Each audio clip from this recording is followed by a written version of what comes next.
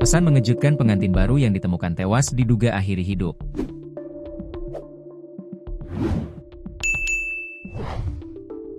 Terungkap pesan terakhir pria yang baru 5 hari nikah ditemukan tewas akhiri hidup.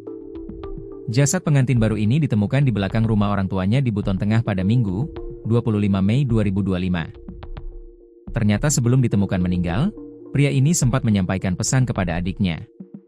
Dari pesan tersebut terungkap dugaan yang menyebabkan pria ini nekat akhiri hidup. Kapolsek Mawasangka, Ibtu Kamaludin, menjelaskan bahwa KN ditemukan pertama kali oleh ayahnya. Korban melangsungkan pernikahan pada Rabu, 21 Mei 2025 malam lalu, ungkap Kamaludin kepada tribunnews.sultra.com pada Senin, 26 Mei 2025. Sebelum ditemukan meninggal, KN sempat berkomunikasi dengan saudara perempuannya melalui pesan chat. Dalam pesan tersebut, KN memberikan nasihat tentang ekonomi.